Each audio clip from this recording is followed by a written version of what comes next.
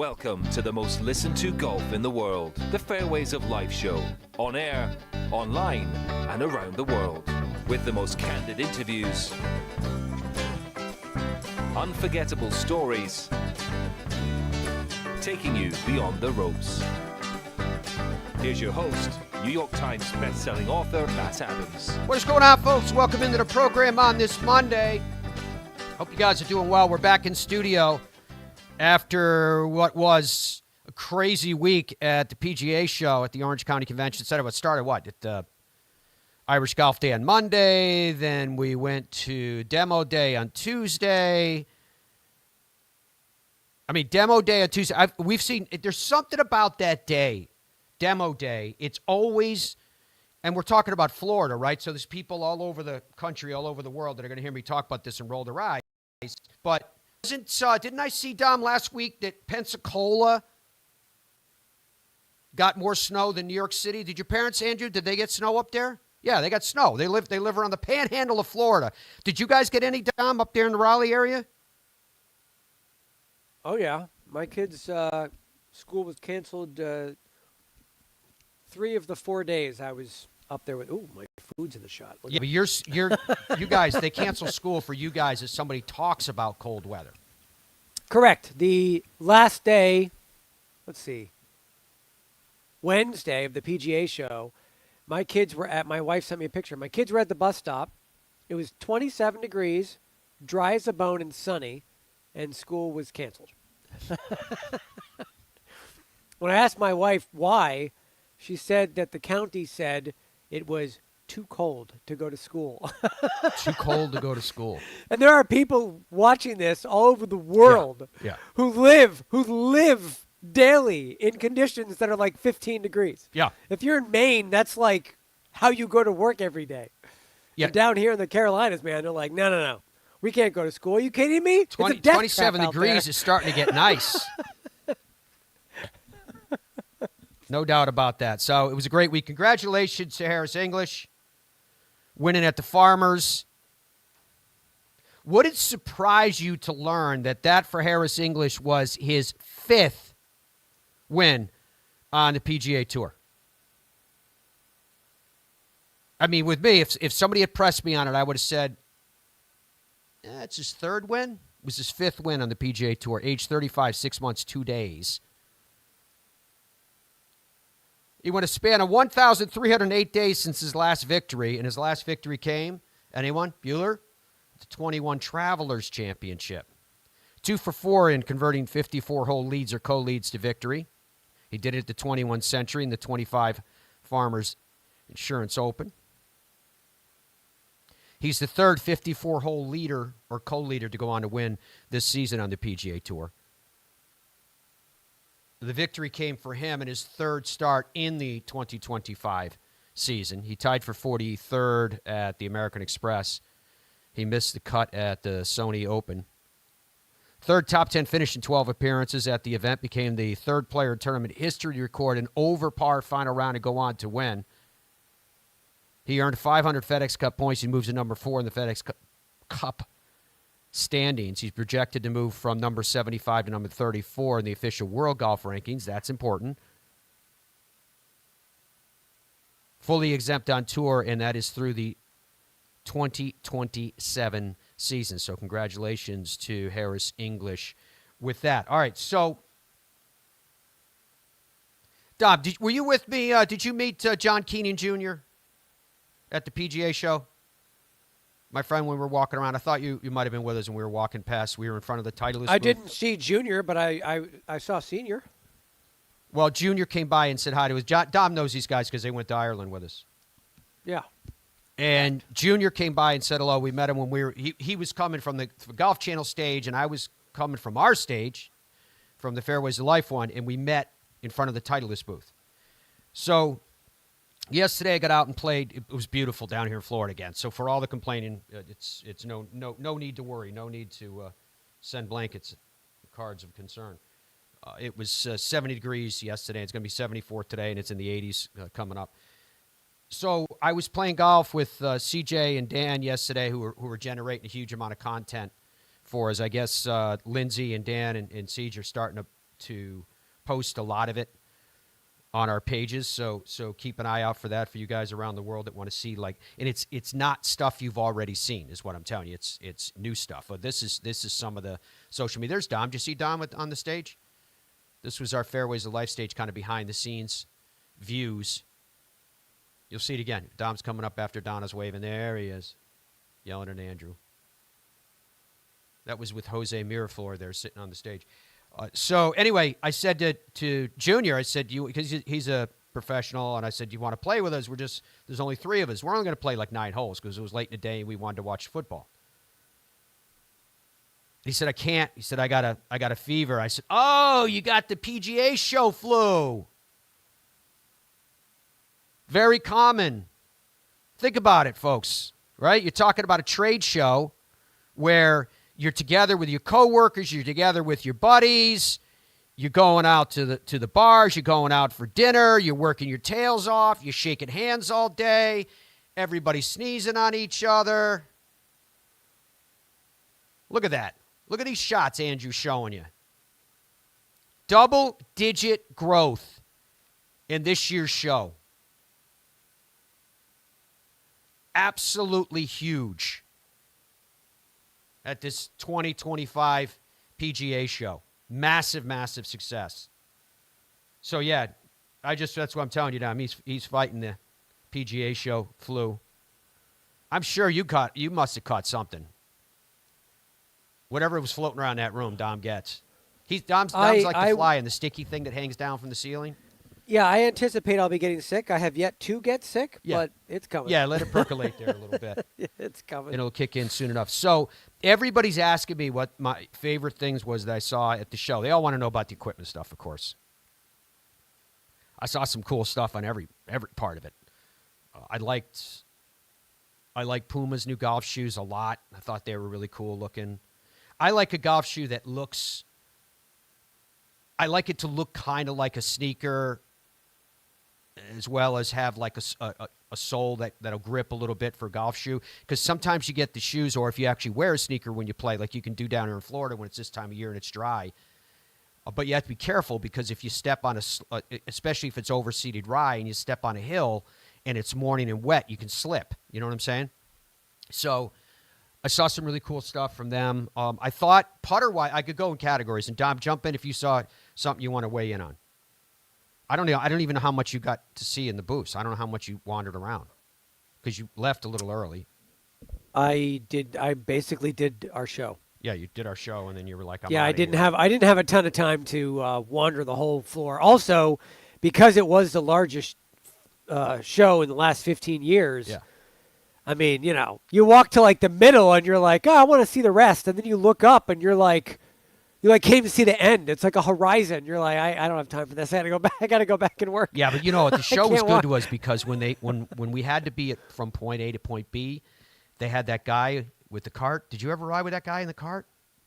I got one ride in the cart. He's kind of a madman. It wasn't great because he was beeping a lot and yelling at people with a whistle. Yeah, so you go in this. It's like a 6 didn't or 8. love the cart ride. It was a 2, 4. It was 6 person. Was it 6 or 8? Whatever it was. It was a big. It was a golf cart, but it had multiple seats. And you're on the side, one of the side. They don't even have a rug on this side. They carpet everything. It's beautiful. But this thing is kind of over by where the loading docks are. There's still a lot of people walking around. It's way to the left of what you've got up there, Andrew, right now. Way to that left, behind all that stuff. And this guy was great, but he took his job so seriously that he got in this thing. And you're getting a ride. Everybody else is walking like crazy, 1,000 miles, and you're getting a ride. And you're like, hey, let's just keep it low key. Let's get from point A to B. And this guy's like, he's got the little horn. He's got the little horn, and he had a whistle. I'm not kidding you. Dude had a whistle, and he's like blowing the whistle, hitting the horn, and people who were like 20 feet away from the cart are turned around startled like, what the hell? There was no subtlety. I was hiding as best I could.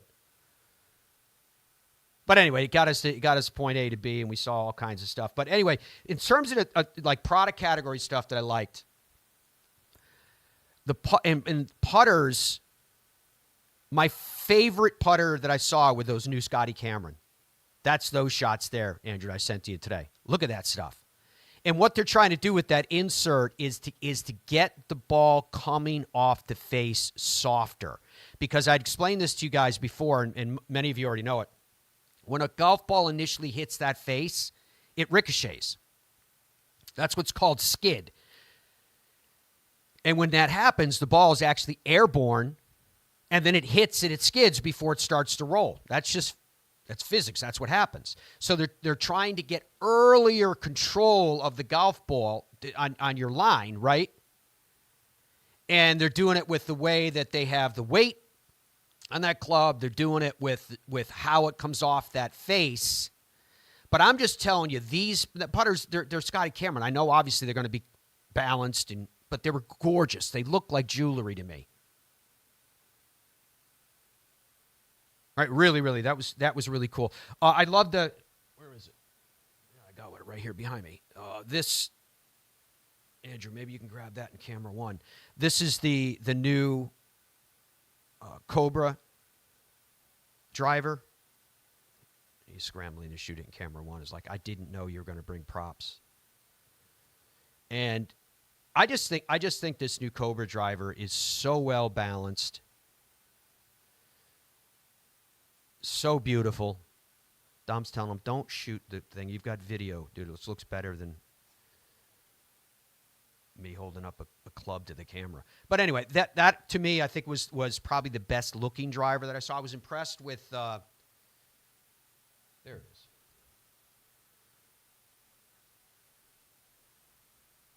Gives you an idea of what I'm talking about. There's a lot of CG in that thing. But they do it. They have 33 different unique settings. And what happens is normally when you change a setting on the neck between the interface between the head and the shaft, is it starts to close the face. Right? This one doesn't close that. You can adjust it. You really can dial it in to exactly what you need. There's from that standpoint, I didn't see anything that came close to that. Because what they're really dialing in, not to offend, but what they're really working on are people that slice the ball. That's primary. You can do it other ways. Don't get me wrong. It's like 33 settings. It's going to cover everybody. But that's really, they're tweaking that thing from that standpoint to make sure you get the flight that you want. So that I really liked. I liked the new Elite. Iron-wise, I liked the Shrixon irons a lot. Stuff that I saw new at the show. There's other stuff that I'd already seen. I did get a glimpse of the Bridgestone irons. We showed that to you guys a little bit during the live show. I heard a lot of nice things from a lot of people about the shows that Dom and Andrew put together from that week, particularly on Wednesday and on Thursday, which was our digital show and our syndicated show. But on Wednesday's show, that was also live on NBC Sports Golf Channel. People really enjoyed that, so thank you. That was a lot of work by our team, and they all did a brilliant job. That was that little video that you saw with Donna and Dom and Andrew and Steven and Mitch and DJ. Everybody that worked so hard putting everything together, which was great fun for us. We loved doing it. And our favorite part, Dom, had to be for you. You must have loved it when, remember when Mitch was trying to, I think he was trying to mic up. Was it Jose? He was trying to mic up with the lav mic, and we were live on the air, and he like dove out of the way, Jose. And you were like, no, get back in there, mic him up. Yeah, it was Jose. That's correct. Was it Jose? Yes, it was. We were getting things ready for the show, and I think it was one of the latter segments of the show. Yeah. And when people work for us with us for the first time, they're oftentimes blown away. I'm going to tell you another story here that's behind the scenes in just a second that Matt didn't mention.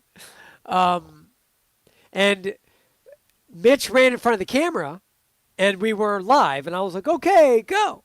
And then Matt started talking, and Mitch was like standing in front of the camera, and he turned around, looked at the camera like deer in the headlights, and then he scampered away like a hobbit. And then I was like, Mitch, he needs a microphone. You got to get in the microphone. And then I think even you, Matt, were like, it's okay. Come on, we got to get a mic. We're live. It'd be no different than if Andrew had to walk over here and pick up one of these bobbleheads. Did I Yeah, show you you my gotta new do what Arnold you gotta Palmer do. bobblehead, by the way? He's right here. Andrew, shoot Arnold Palmer. Yeah, Andrew, do some more stuff. Do some more stuff on the fly. That's Arnold Palmer's right there. And he's kind of got that little side head Hit cock his that I head. used to do. Hit his head. Hit his head, Matt. Oh, There you go. he says yes. I say yes. Ben Hogan always says no. You ever notice that? Wait, all right. Let me tell you one more behind-the-scenes story. Yeah. All right, so we're at the show. I honestly don't remember which show it was. I really don't. But Matt works an inhuman amount at the PGA show. It's probably, and I don't want to speak for Matt, but it's probably his favorite week of the year. Oh, I thought you were going to But say it's probably violating labor laws or something. Yeah. No, yeah, oh, it's definitely violating labor laws. But it's the It is my favorite. It's your favorite week of the year, but it's probably also the most difficult week of the year Well, for you. yeah. In fairness, my favorite week of the year is the Open week, and that's an equal amount of work physically, probably even more. But from like an equipment standpoint, the PGA show would be very close to that, just because of how important it is to the industry and how exciting it is, and how much fun everybody's having, and all the rest. So just to give you guys an example of how limited his time is.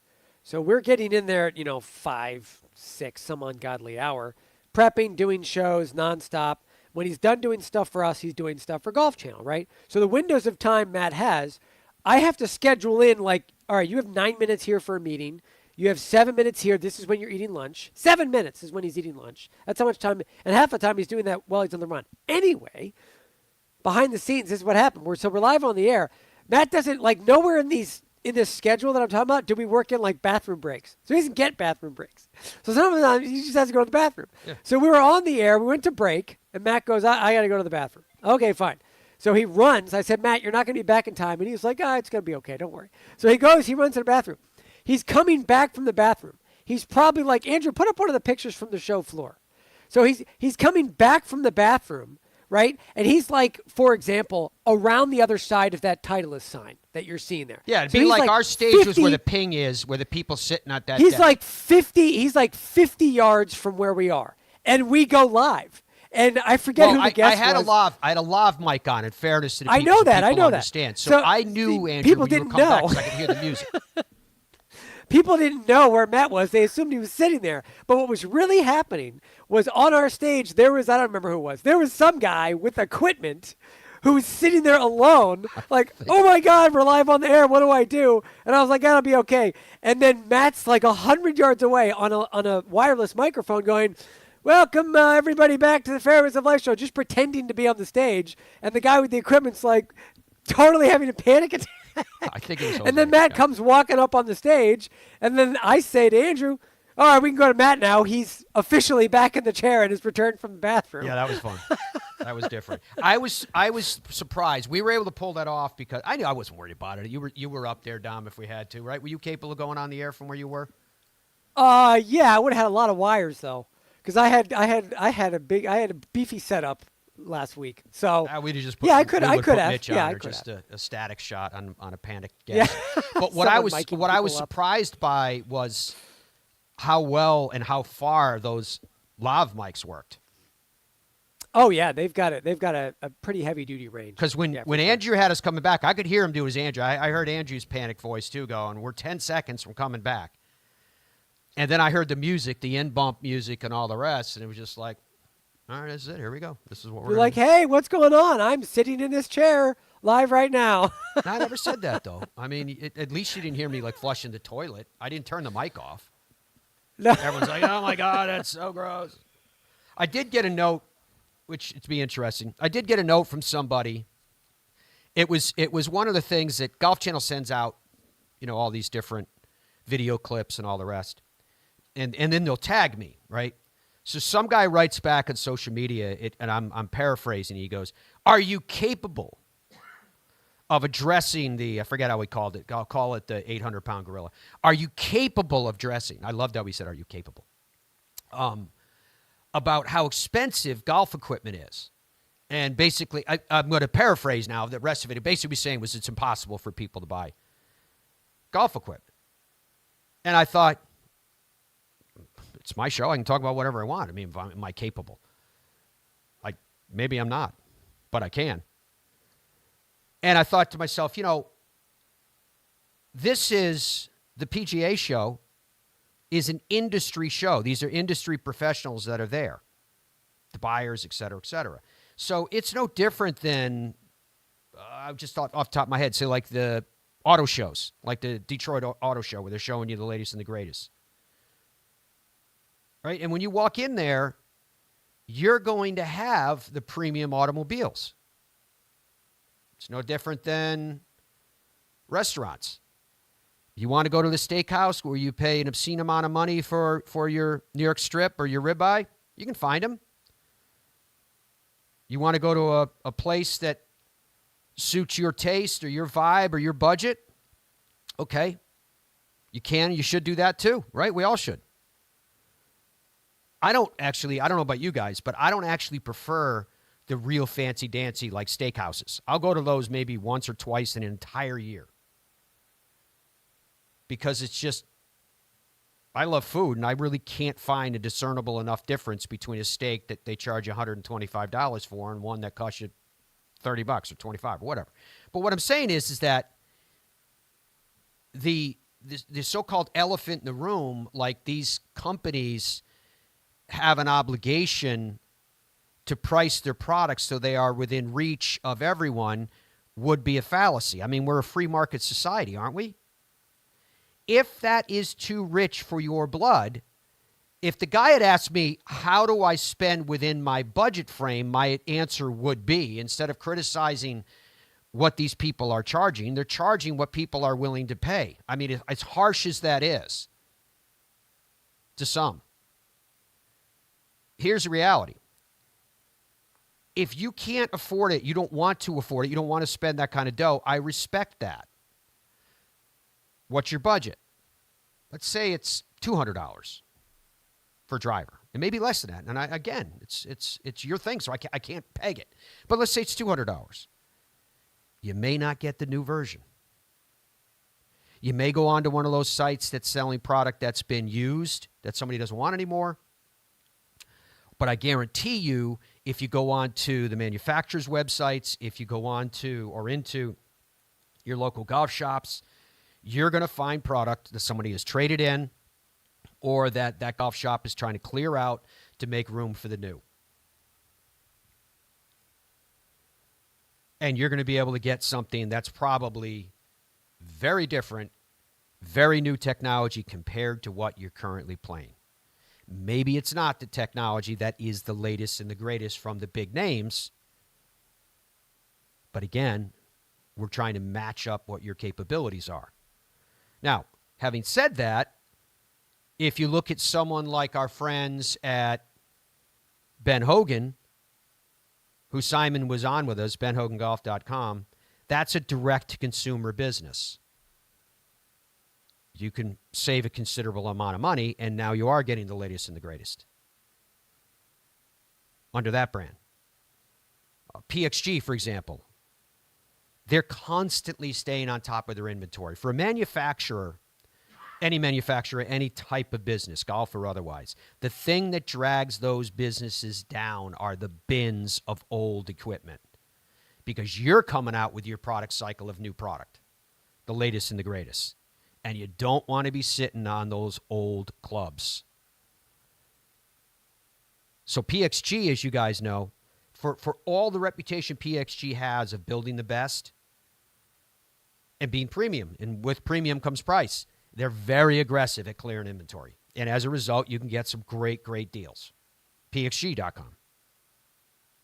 So all I'm saying is, I don't know whether this defines a capability to talk about it or not, but all I'm saying is that you can find new product to hit your price point, but that new product is no different than shopping for any other consumer product, from cars to restaurants.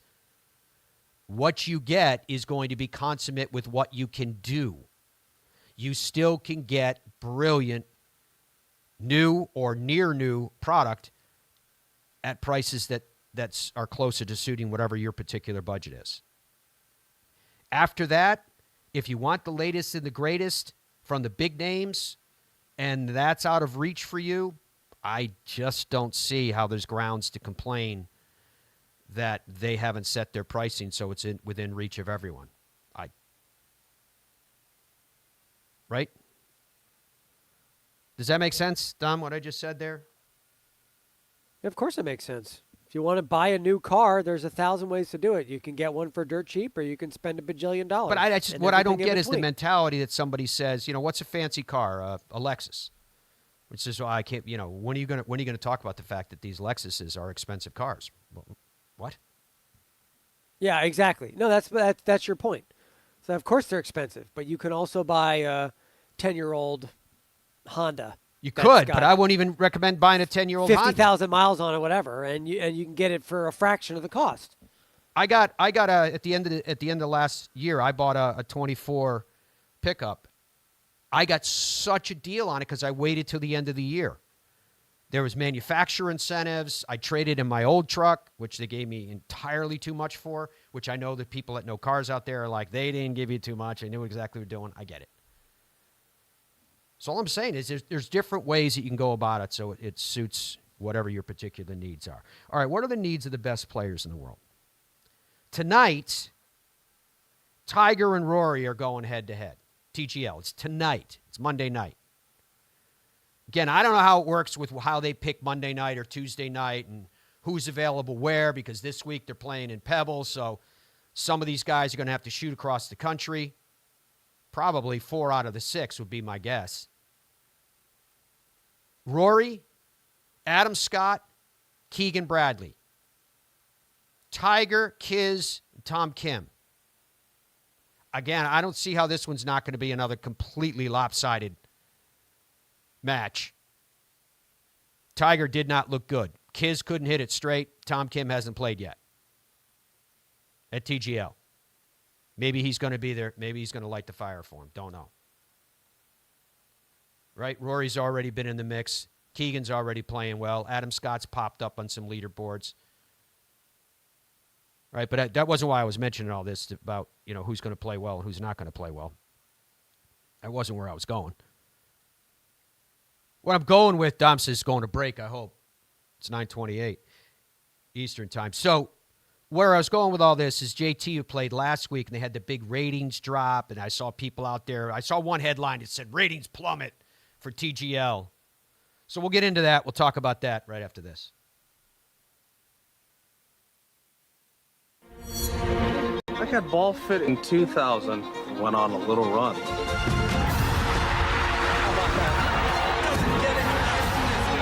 Then Bridgestone fit me again, and I went on another run.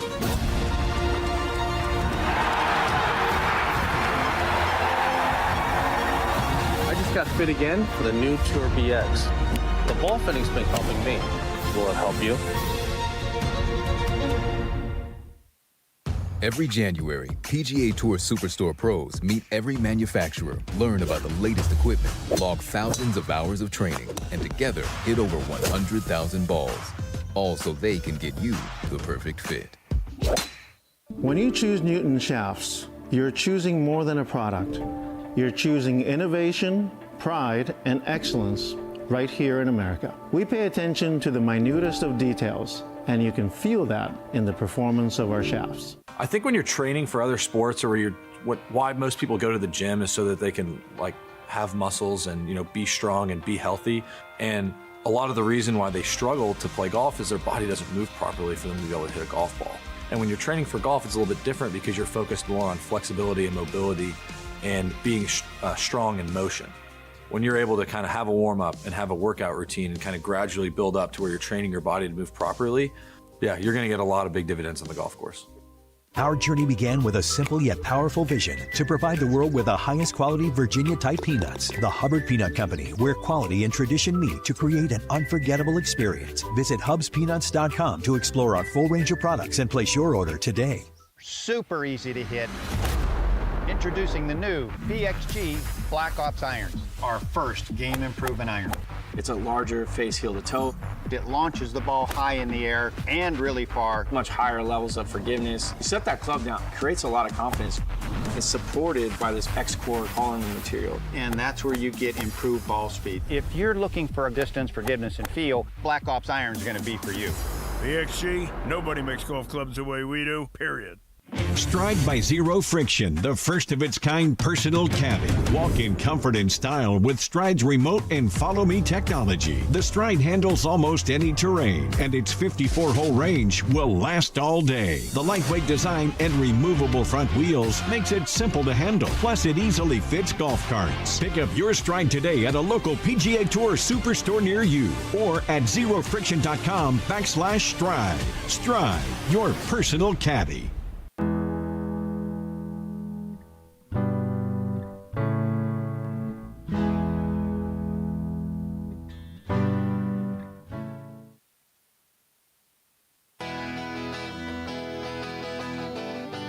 Welcome back to Fairways of Life Show. It's Monday. Dom, did you do a question of the day?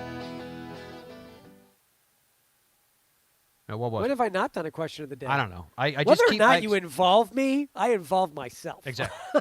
Exactly. I asked because one of these times I'm going to say it and he's going to be eating his bowl of Fruit Loops and be like, no, I haven't had time. I've got the PGA show flu. Super busy. Yeah.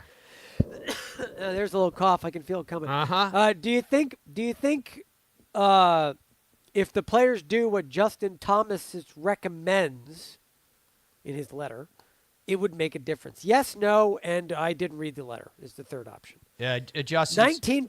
Yeah, go ahead. Go ahead. 19% say, yeah, it's going to make a difference. 31% say, no, it doesn't make a difference. And 50% say, I didn't read this letter. To what are you talking about? All right, so half the audience doesn't know. He wrote a letter. Some of the kind of highlight clips. Leave one of it in preview there, Andrew, if you would. Some of the highlight clips include, he says, the more I think about it, the more I feel as giving more access and insight can make a world of difference, all caps world.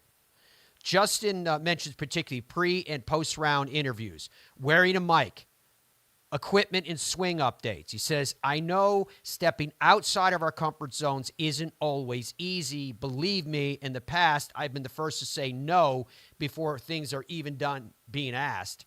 Our fan-forward research shows that on-course personality is the highest-ranked driver of interest for young fans 18 to 34 years old. And just to note, that 18 to 34 age group is the fastest and largest growing demographic of golf, full stop. Right?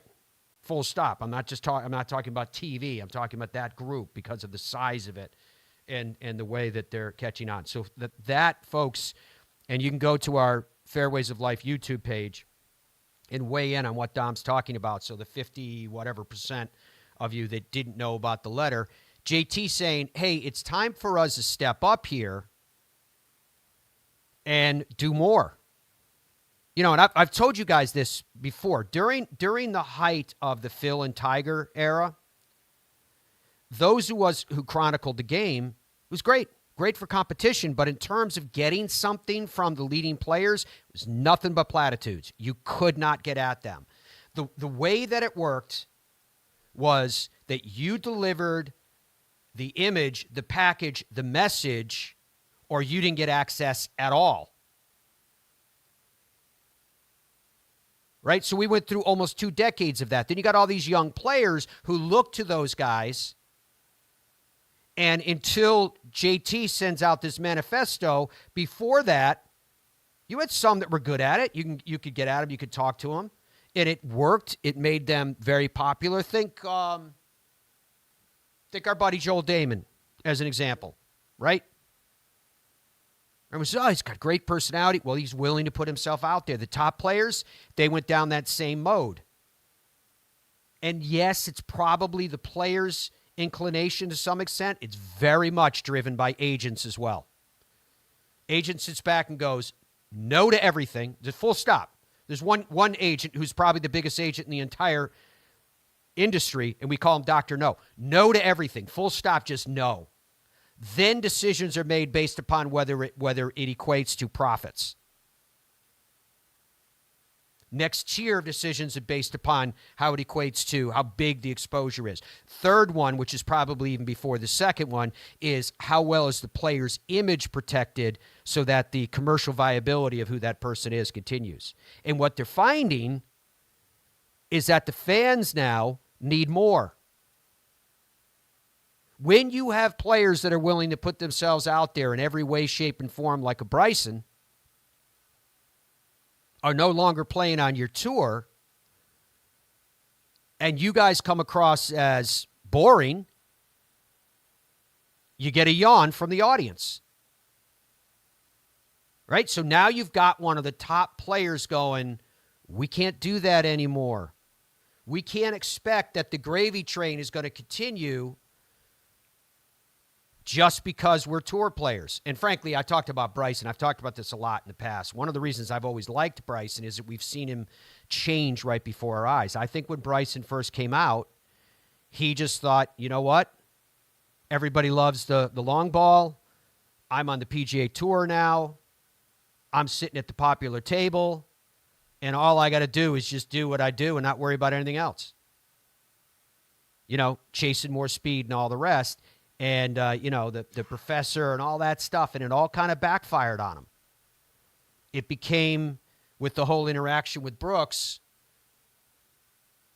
calling Brooksy and all that stuff, to me, it became just schoolyard bullying. But then Bryson started to figure it out. And I'm not telling you that Bryson changed. I think Bryson figured out how to let the world see who he really is. And now we all love him, right? Willing, out there, helpful. He's our reigning U.S. Open champion. Carry the trophy into the grandstands and into the crowd. It was tremendous. And it made a massive, massive difference. By every measure, really.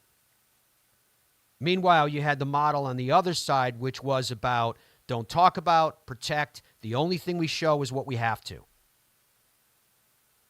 And that still is the model for many professionals. But to get somebody at JT's level, and JT, he told you, he used to be against it himself. Right? Now, all of a sudden, it's starting to become an issue because people are making other choices. You guys, when I interview a young player, I always try to remember to ask the question, you are now the CEO of your name, your brand. What do you want it to represent to the world? And when it starts to come across that the only thing that you're representing is how much you can line your pockets, because other than that, you're not going to give anything. You know what? The people are starting to speak. They're speaking with the remotes. I told you the thing about TGL. Week 3, the ratings went down to what, Dom? If I remember correctly, it was like 650,000 on ESPN. The 2 weeks before that, it was hovering somewhere around 1 million over-under-ish. And I literally saw articles coming out going, week 3, TGL ratings tank. I'm like, yeah, they went down by 30, 40%. It's a big decrease. Won't deny it. Big decrease. But let's step away from for a second and realize, golf is a tiny market anyway. We've always said it's never about gross numbers. It's about the quality of the numbers that you have. It's the coveted demographic. Probably the most coveted demographic. Football, for example, covers, they get everybody. What do you think the ratings will be for last night's game, say, Dom? Just last night's game. 30 million? No, it'd be higher than that. I'm going to guess closer to 50, probably 40 something. Did you agree? Did you agree with the kind of scuttlebutt saying that game last night was probably more of the Super Bowl than what we're even going to get? I mean, we're straying pretty far from your discussion, but yes, I think that the Bills and the Chiefs were the two best teams in the league. So that's as good as games we're going to get. All right, 30-something million, whatever. Golf's ratings when they're out of this world come from the Masters. when you've had months and months and months and months and months waiting for the buildup of the first major of the year, the men's side of the game, and, you know, they'll do 8 all time. I think it was 12 million. And everybody, you know, lost their stuff in the golf industry. Like, my gosh, these ratings are unbelievable. It's a joke. It's not even close to the big sports. Okay, well, that's who we are. What I'm getting at is, even when TGL's ratings went down to, you tell me if I'm wrong, but I think it was 666,000 or 662,000. Yeah, it was 600 and change, yes. It's still 2 times to 3 times higher than what they're getting on the tour events right now. Most recently. I don't know what they had last week, but the week before that, because I think American Express was, 253 or something. So a couple things. One is, it goes back to what I'm saying. If you're going to attract larger numbers, you have to do something for the audience. You have to give them something. Again, that's what TGL is trying to do. They're trying to find personality. So tonight you've got Tiger, you got Rory. Before we went to break, Dom looked up some numbers for Rory's team. It's sponsored out of Boston by the Fenway Group, which is a group that spearheaded the investment in the PGA Tour. Signature Sports Group, I think they're calling that group. So Rory, last 3 events, 4th, a victory, and a 3rd. Adam Scott, 37th, 15th, 3rd. Keegan Bradley, we've got bigger samples because he's played more. 15th, 6th, 15th, 5th, and a victory. That's the Boston team. Dom, do you have the numbers on Tiger's team? I do, yeah. Tom Kim missed the cut at the American Express and finished tied for 65th at the Sony Open.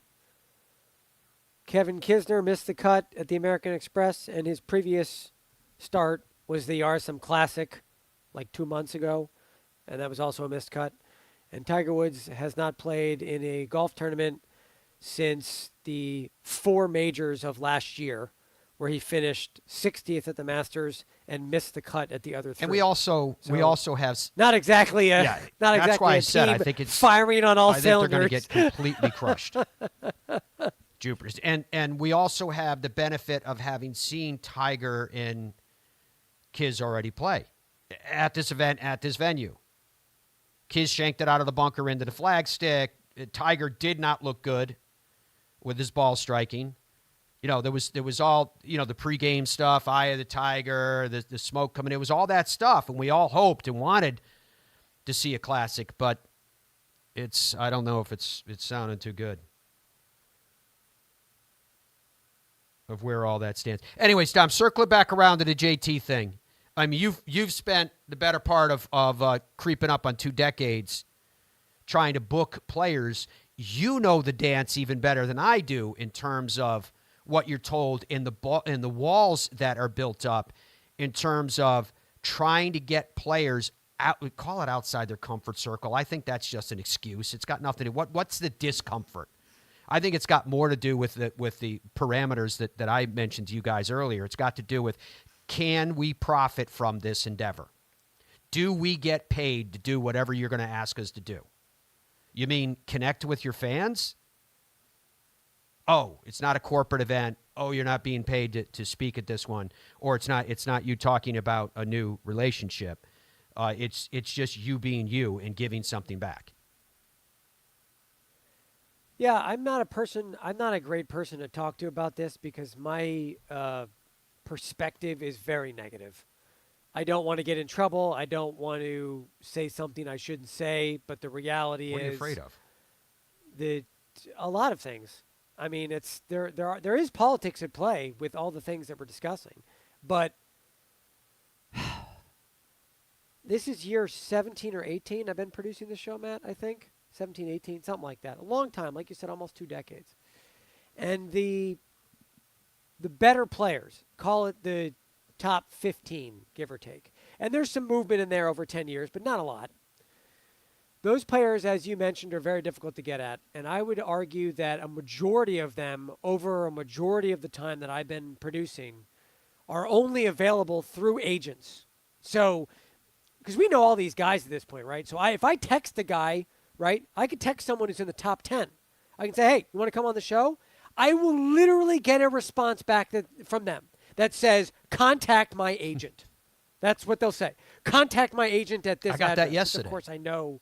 Yeah. So guess what happens when you contact their agent? Dr. No. That's what happens when you contact their agent. So specifically, again, not to get in the weeds and to get in trouble. Get in the here, weeds, but Dom. You can't get in trouble. I'm very upset about how the Justin Thomas thing has come up and then been taken in by the media and the way people are talking about it.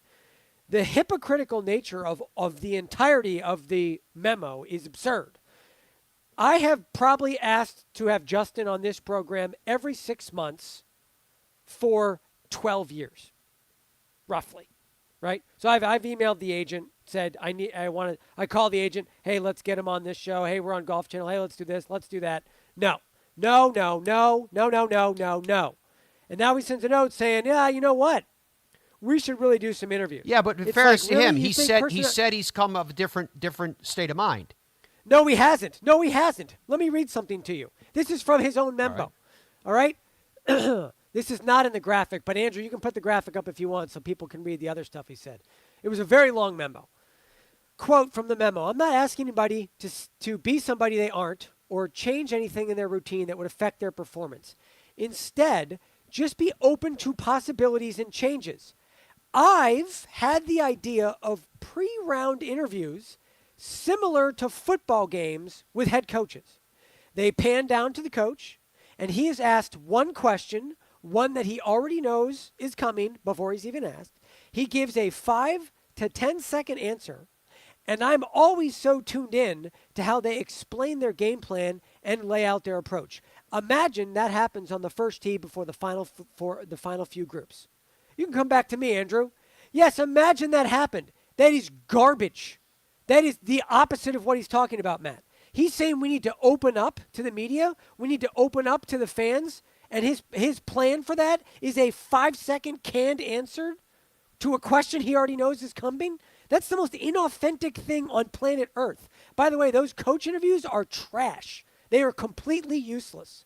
You get nothing out of those. And that happens in the NBA, too. They do the same thing in the NBA games. They talk to a coach in between quarters. What a joke. What a total waste. You know when they hey, do you're a good losing by job with 30. it, though? What's your plan? For your ranting? Ridiculous. They do a good job with it with baseball. No, they in the middle of the game, they go down and they'll talk to the manager, and they'll be like, how come you took Scarano out of the game? Be like, I don't know, he's been coughing and hacking, he caught something. His energy level's bad. I disagree wholeheartedly. But you don't even watch baseball. How do you know? The disingenuous nature of the memo is what I'm irritated about. He says, let's open up. I've been asking him to open up for 15 years. The answer is no. I've been asking the best players for 15 years. The answer is no. It's always no. And then at the end, he says, here's the plan. Here's what we should do. A 5-second interview before the tournament starts that's pre-canned, pre-answered. You already know the question, and you're talking to the same people you've always been talking to. Yeah, but what's interesting about it, Dom, is that... Come on. It's ridiculous. Whenever I'm around two of the guys that would be asked a lot that you're referring to, you're talking about... We're definitely going to get a lot of no's now. You're talking about Justin Thomas. I spent a lot of time around Ricky Fowler. So those are two guys going to be asked to be on stuff all the time, right? What percentage of the time? Here we go, Dom. Put them up in the 2 shot so we can speak to this. Don't be trying to dodge things, Dominic. I don't know who Dom thinks he's going to get in trouble with.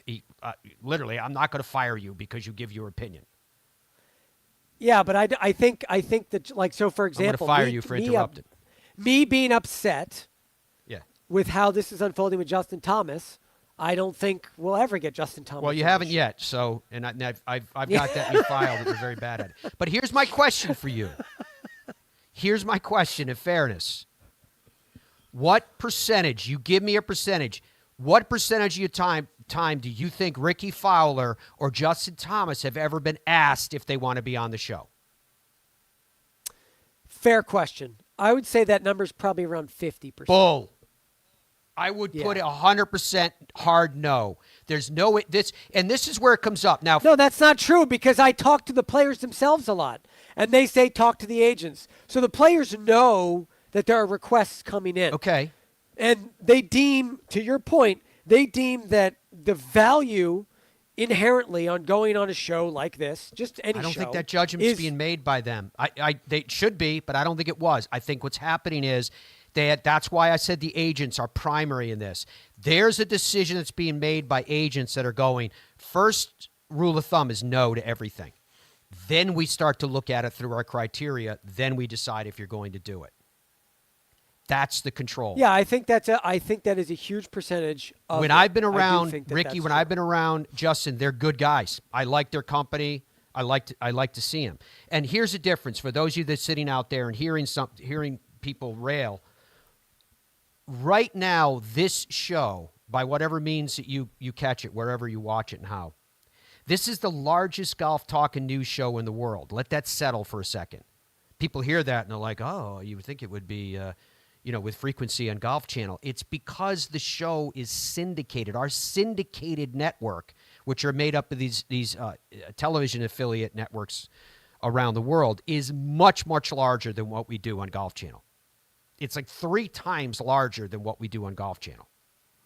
So the distribution of the show, because then you add in that network distribution on top of what we're doing, nothing comes close for a television talk and news show of golf. Nothing. And again, you guys know us. We're not saying that to brag about it. We're saying it from the perspective of frame that around this conversation where you've got huge players up to this point through their structure going, no, we can't do that. No, we can't. We can't allow ourselves to be exposed. Well, we can't allow ourselves Matt, to be asked questions. What Justin is talking about is correct. That's what's frustrating about all this to me from the side of like the hypocrisy is he's correct. If the players were authentic and opened up, it would help their brand. It would help the tour. It would help all of it. But in order to do that, you need to let your guard down. I don't care if you come on this show. I'm just saying you go on a show for 30 minutes or an hour. Look at something like Rogan's podcast or these other podcasts, whatever you want to call them, where these people are doing interviews for 3 and 4 hours. You cannot hide in that amount of time. If you talk to someone for that amount of time, who you are, your nature comes out. And then I'm telling you, their nature is good. The public authentically. Their nature is yes, good. That's what I'm saying. That's why I'm saying they got to do it. You got to do it. It's going to help. There's too many people around the players today. There's too a much 10-second insulation. Interview will There's not too help. much profit motive. There's too many people that make money off the people that they're advising. Because the players agreed. themselves, their personalities are good. Agree. I have had very few experiences in doing this for 15 to 20 years when I've traveled on any of the tours where I've had an instance with a player that was negative. Almost never happens. I can't think of It's one. universally good. Yeah. So they need to do these, like I would love if we did a 1-hour interview with Patrick Cantlay. There's a lot of negative things around Patrick. We spend an hour with him, guarantee the audience comes away going, man, I like that guy. That's a good dude. Guaranteed. But you have to do that. Do you think you can't do a canned 10-second interview? Do you think that's also, I'd like to talk to him about the things that people want to talk to him about, like all these players. In that type of forum, Matt, then you say to Patrick Cantlay, everyone has a problem with how slow you are. Do you think you're slow? Are you slow? If you're not slow, why are you not? Tell us about your process. Let us in. Talk to us, not for 1 minute, for 45 minutes. I'm telling you, it's going to help if they do it. Justin is correct, but the way he wants to do it is incorrect. Well, I don't have quite that same impression because I kind of look at it as a crack in the ice. And let's take this first step. If this is step one, it's okay. Maybe all of a sudden you find out that not everybody is out to get you. Not everybody is out to make a name for themselves by getting you to trip up. But the question I was going to ask you, and I'm almost tempted to see if you could put it out in your can you do more than one question in a day? Or I don't know what format you use because I never see I that can page. end the question. Right now, 39% say what he wants to do will do nothing, and 43% didn't read the letter. Well, that's So- down. That the 43% was 50-something% last time we did it. Well, we're talking about it, but I'll end the poll right now. Here's And, here's now my you want me question. to ask a new question. You brought up Patrick Cantlay. What's the question? Is Patrick Cantlay the most unpopular player on the PGA Tour? Is that unpolitically correct to ask that question? No, but it's a dangerous path to go down. I would say that he is. Why is it dangerous? Who are you afraid of, Dom? Well, I don't want. It's not that I'm afraid. It's just that I don't want. Again, it goes back to the authenticity and the well, how much would you phrase it? I'm talking about. Is Patrick? No. That's it's too late. Is Cantlay the most unpopular player? That doesn't mean if that not, doesn't mean that he merits being the most unpopular player. I'm trying to get a baseline here. If it's not him, who would it be? Name names, right? And why?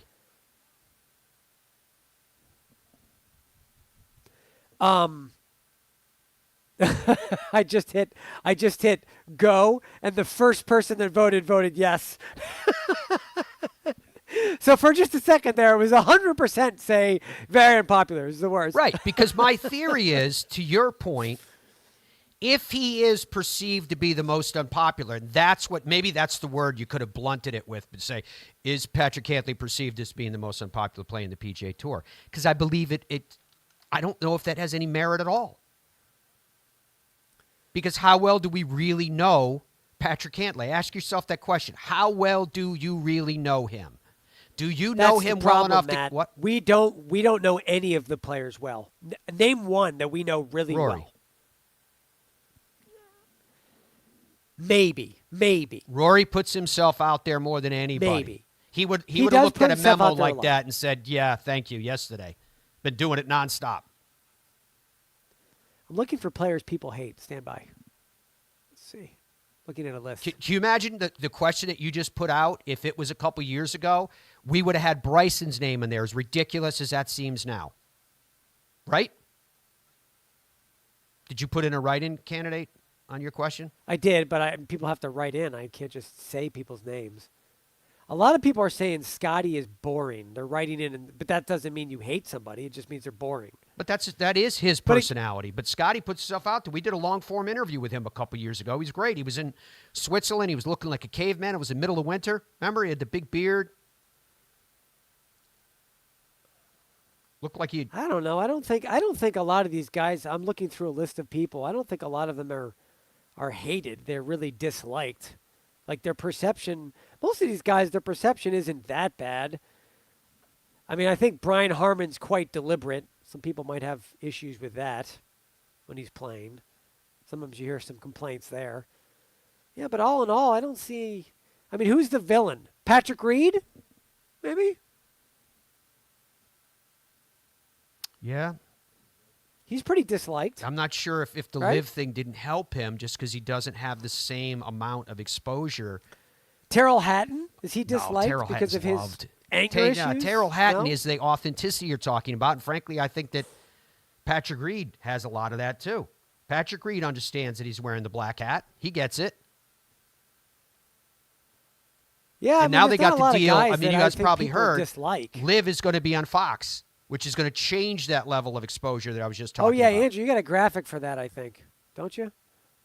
With the details of the deal, which is, in fact, a done deal, Matt. There you go. Fox Sports Live Golf announced a multi-year, I'm reading this for those of you on the radio side, media rights agreement, live coverage of all 3 days of Live events. More than half of the league's schedule airing on Fox or FS1. Select rounds will air on FS2, Fox Business Network, and the Fox Sports app. All Live Golf coverage will also be streamed on the Fox Sports app and to Live Golf Plus app subscribers. Begins this February at the start of the Live Golf's third official league season. And I think half of their events are USA-based, aren't they? In this time zone? Across this time zone? I don't know if it's half, but yeah, they've got a fair amount that are U.S.-based events, correct. And then I'm wondering if they're gonna air the other events tape delayed, or if they'll just air them live and that they aired when they aired, which I don't know. I kind of like, to be fair. All right, what are you getting back from people? I'm curious how this is going. You got me going down this road. Let's look. Hold on. Stand by. Let's see. Scotty's boring. Scotty is more boring than Cantlay. It's interesting how they're reading the thing as someone who's unpopular is someone who's boring, apparently. Which I wouldn't agree with. I think Adam Scott is massively popular, and frankly, I think Adam Scott's doing everything that he can do to put his personality out there. It's just his personality. Patrick Reed is a good listen, and he is far from boring. Love me some Patrick. There you go. I think in the U.S., Zach Johnson is pretty hated.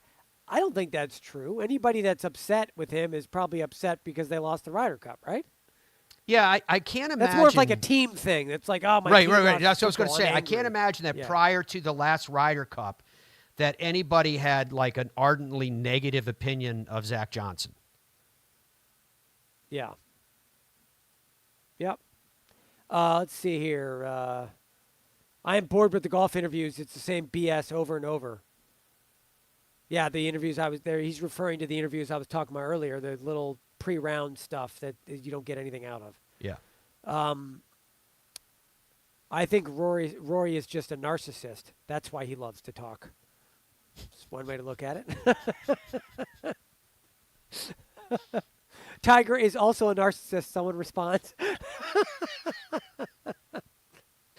I do enjoy that the things go off the rails in these chats sometimes, and they're like having discussions unrelated to what we're talking about. Yeah, but we have discussions unrelated to what we're talking about. True.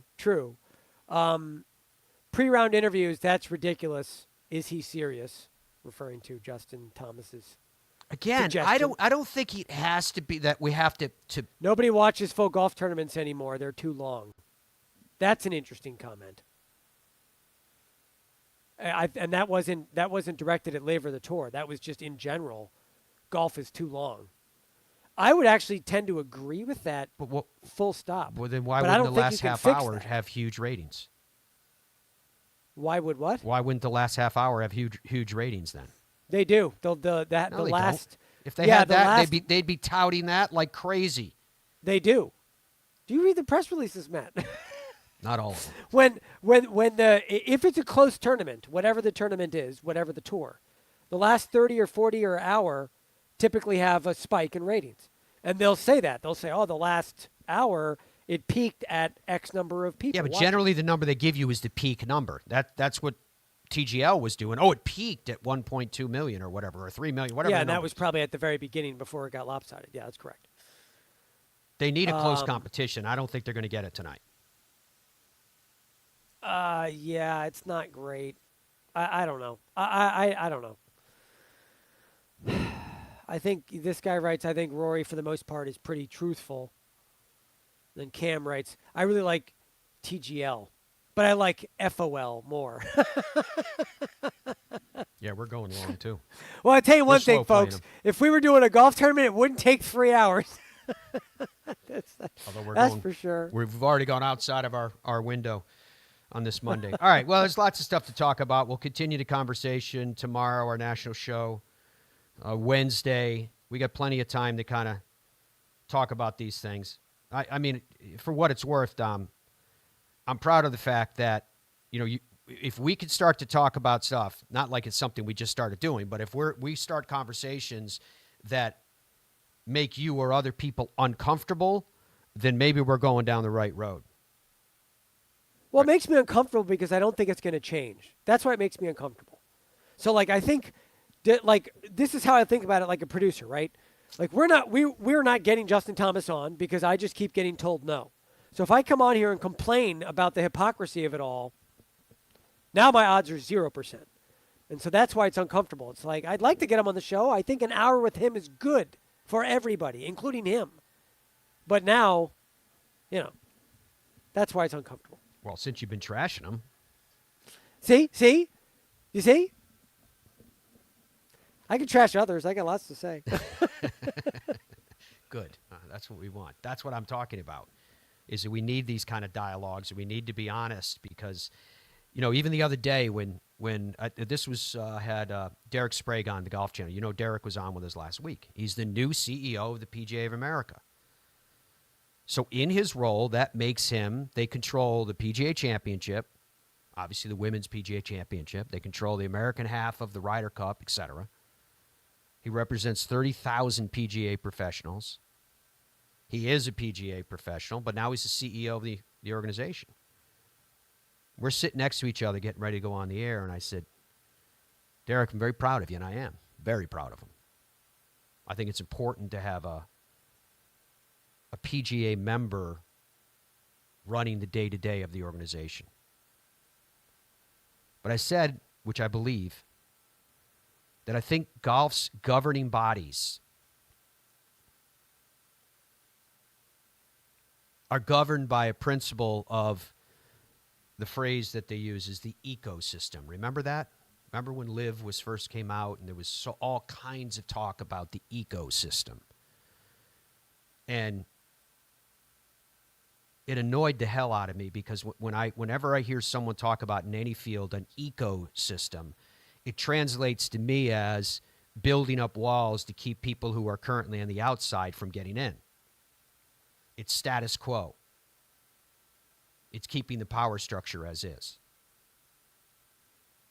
And so I'm sitting there with Derek, and I was like, my hope is for the game, and my hope is, as your friend, that your organization definitively defines itself as a voice of the people. Because given golf's structure, which are defined, how would you like me to structure it? The 4 major championships? Yeah. Ryder Cup? Absolutely. PGA Tour? Mm-hmm. DP World Tour? Sure. You want to go deeper? Live? Okay.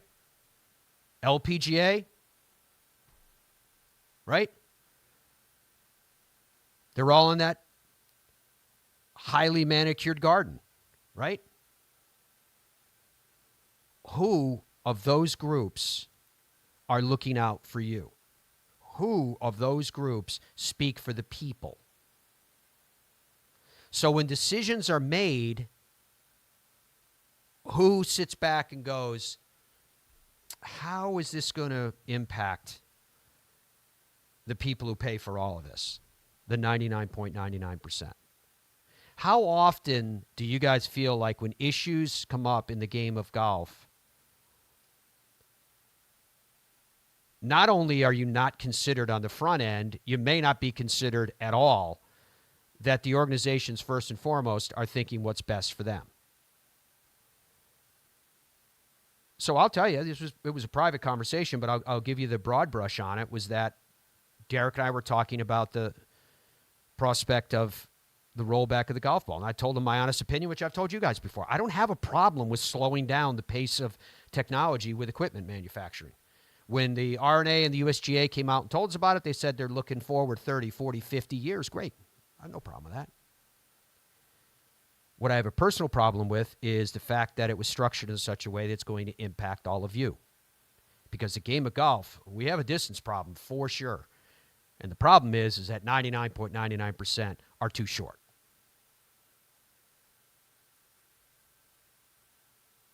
The average driving distance is just over 200 yards. Are you kidding me?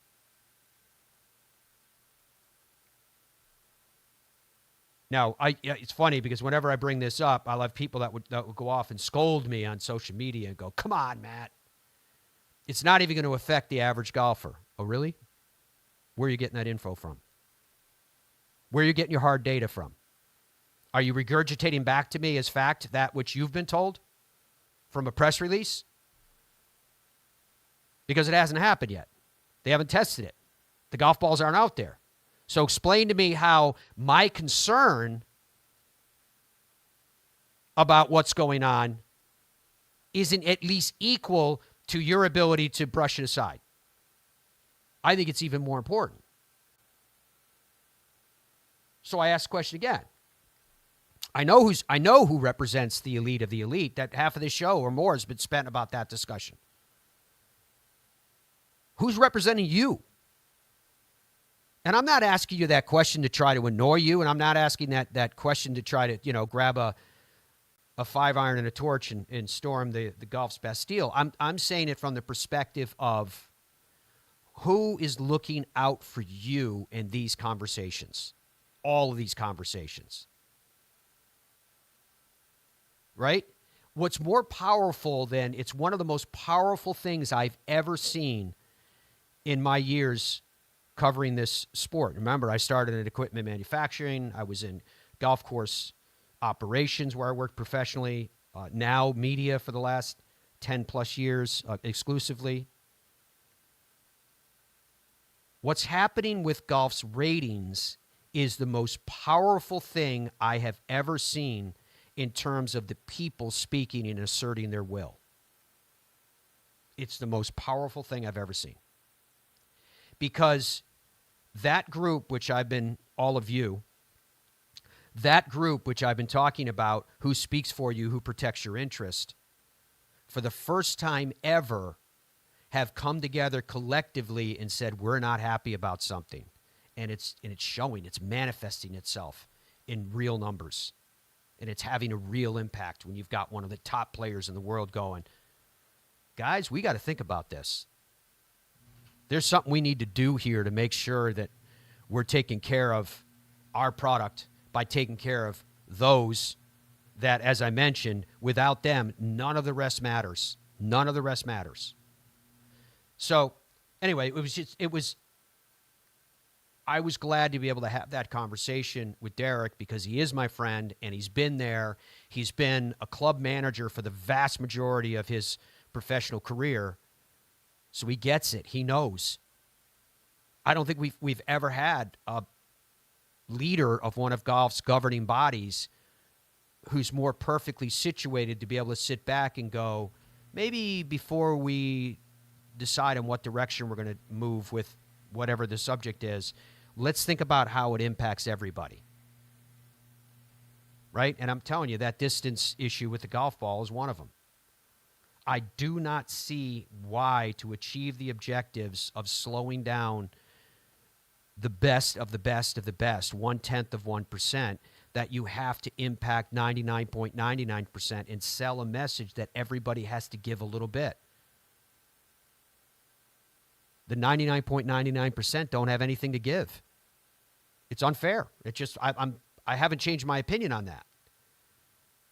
I can be told that it's not going to impact them, but until there is definitive evidence that that is the case, all that is PR and words.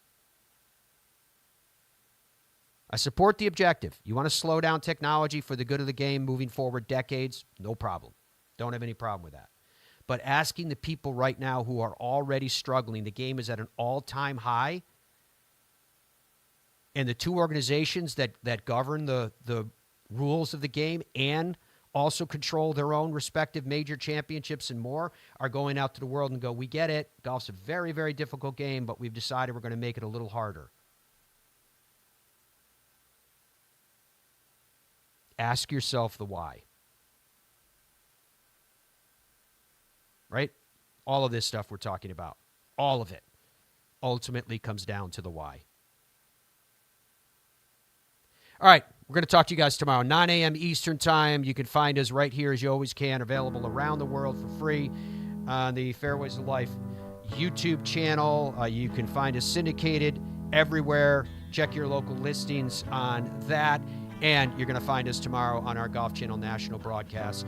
Until then, you guys have a good one. Bye for now.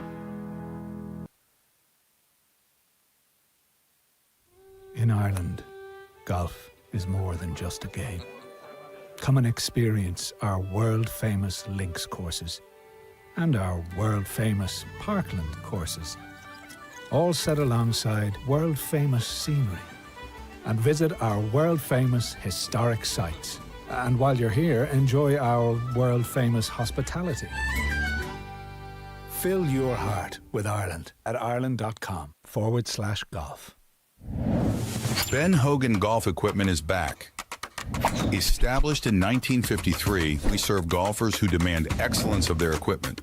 Designed by the game's best engineers, forged in the world's best foundries, and built to order in the USA. Don't settle for off-the-rack disappointment. Elevate your game with custom clubs at direct consumer pricing. Exclusively at benhogangolf.com. That's benhogangolf.com.